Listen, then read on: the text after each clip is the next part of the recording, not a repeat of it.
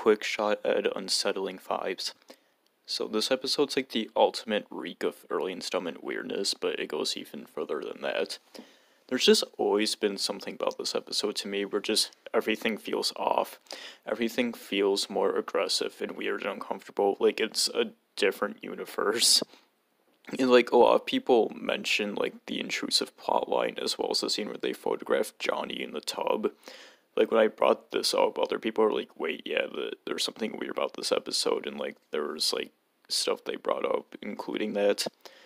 But it's more than just those things to me. Like, even just the visuals in this episode look more like dark or weird and just feel more like not right and uncomfortable, like even compared to the other early season 1 episodes.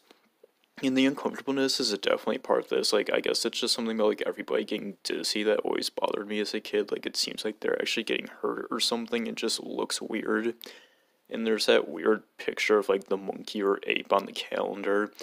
And there's that weird scene of, like, Jimmy playing with, like, the soldier doll. And he's like, I want to be just like you when I grow up. And he hugs it. And you, like, never see, like, an action figure like that ever again in the show that's, like, human. And, like, it's just, like, weird for Jimmy to say, too. And then Rolf is in a different outfit for no reason while working. And then there's, like, the over-aggressive Victor chasing them, like, actually wanting to kill them. And then there's the whole Kevin scene. Holy fuck, the Kevin scene of just the way he's dressed and the super intense, like, mood and lighting and shit. And then he chases him, like, off a highway with their motorcycle, like, an area outside of the cul-de-sac that you never see again. And there's a truck that comes by that you never see again that looks like it could have killed Kevin, and they get lost in the sewers, and it's just all so fucking dreary and fucked up, and I don't know, like, you just have to see it all for yourself. There's just nothing right with this episode, and it always bothered me as a kid. It's like the wet dry world stuff where, like, everybody feels it, but nobody can, like, really accurately explain it. And while I did always feel this way about this episode, the way I worded it and, like, included it on the iceberg chart was inspired from that. But yeah, I just hope more people watch this episode and just, like, kind of can get, like, a feel of, like, the unsettling and, like, negative stuff that I'm talking about. Rolf's dad beats him in the Spanish dub. So the Spanish dub is infamous for being, like, more graphic and inappropriate. And there's, like, a lot of really weird decisions that they made while doing it that, like, you would never see on Cartoon Network or even, like, make sense for the show.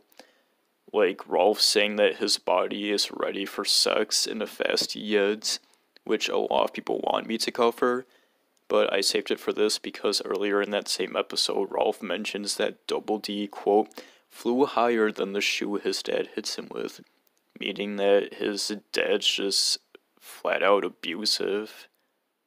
Intro cut from Misadventures for being too scary.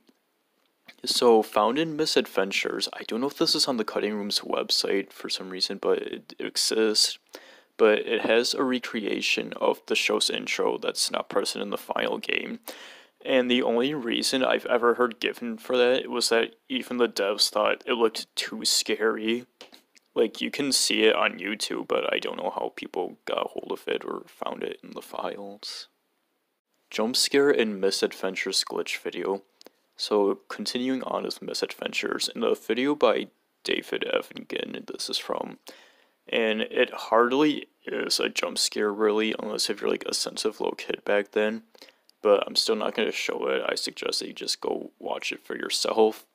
But it was just a joke on how, like, Rolf's mom would look, and, like, the way it pops up and appears with the sound effect, it did scare the shit out of me, like, back then when I first found it. And I avoided the video forever until coming back to see it a decade later, only to notice that a lot of people in the comments had the same experience as me, where they got scared as hell by that dumb scene and then avoided the video forever, only then to come back and brave it again, never forgetting it.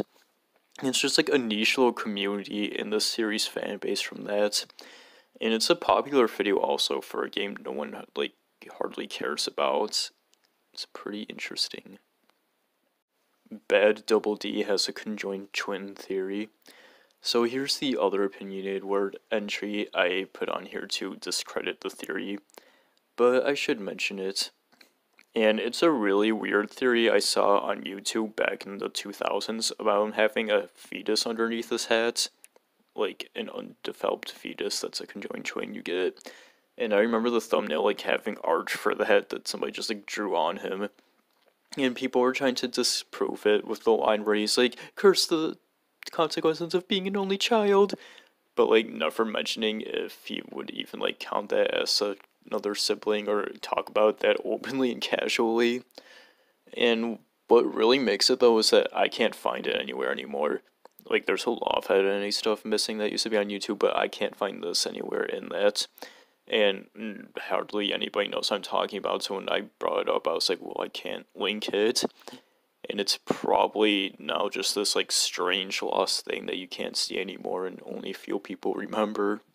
Double D has a scar under his head from the dodgeball incident. So here's the real answer of what's underneath his hat. Not that conjoined twin stuff, but this is what I take as headcanon. And as you might remember, there's a certain scene in the series where they want to play dodgeball, and Double D starts freaking out like big time. And he starts quivering and having flashbacks, and oh, it's gym class all over again, ah! He starts crying, and it makes Jimmy cry, and that's a pretty fucking big deal. In fact, this incident has its own page on the wiki, and what my theory is that he got a scar from that. Like, he got injured really bad, and there's a scar left underneath his hat that he's probably embarrassed about, he's traumatized from, he's ashamed from. So now he hides underneath his hat. And when you see his hat come off from the lamp and you see Ed and Eddy's reactions, like, it fits well with that. Like, if it's some sort of, like, gruesome scar or whatever, it makes sense that Eddy would be like, whoa, and then Ed would be like, cool. And, like, the only other thing, too, is the fact that he has the hairpin, as mentioned earlier. And yeah, it makes sense that he would still have hair underneath there. But maybe the pin is there so, like, the hair doesn't grow over the scar or, like, irritate it or anything. But yeah, I take this as headcanon, personally. Mistaking Double D as a girl at first as a small child. So this refers to thinking that he was a girl when you first saw the show as a little kid. I did it for a very short time, and I know many others did too. And one specific thing I remember was Eddy grabbing him and Ed, like, down the alley and going, like, come on, guys, and running off with them. And I was like, but isn't Double D a girl? Why are you saying guys? And, like, I knew there was, like, something wrong with him saying that, but there was also the thought that, like, my thinking was wrong despite how young I was. And I don't know where I got the idea that he was a girl from, even though, like, nothing in the show, like, points to that. Everything leads against it. But I did it, and apparently many others did it too. And I'm just asking, like, why? Like, why did that happen? Like, why? What made us think that he was a girl? Like, sure, he's, like, not as, like, brute or dumb or anything, like, as the other boys, but, like, there's, like, way more, like, feminine or androgynous male characters in other shows and stuff that I'm sure other people have seen back then and didn't confuse as much, but, like, Double D's, like, nothing compared to that. Like, with him, it's just, like, why? Like, literally nothing gives any context as to why he should really be a girl, aside from those little things that weren't even really major. Like, what's the deal with that, and why did so many of us do that, and why does, like, nobody talk about this ever, hardly? Like, it's just so strange, like, what the hell? And what's the deal of Double D in general? Like, I mean, there's that, and the only thing I could think of it would be, like, dub changes, but as far as I know, no dub made him a girl. It's not like Tails or Meow where they suddenly changed their gender for some reason. And, like, I'm pretty sure most of the people saying that too watch it in English, so, yeah. And, like, Double D, why does he have so many entries on here, too? This is the last one, and it's his entry, and he took the entry before that, and the one before that, and he had way more entries up here, too, like, with his hairpin and his fucking shirt color. What's the deal with Double D? What is he? Why is he so important and anomalous? Why is he so funny for no reason, too? Just, like, the noises and the way he looks and acts. And why was he the one chosen to be in the OKKO crossover special? Why was he in that Nickelodeon bumper? Why him? What's the deal with Double D? Why is he so weird and strange? Can more people please talk about this character this way? Thank you. And that was the Ed and Eddy Iceberg.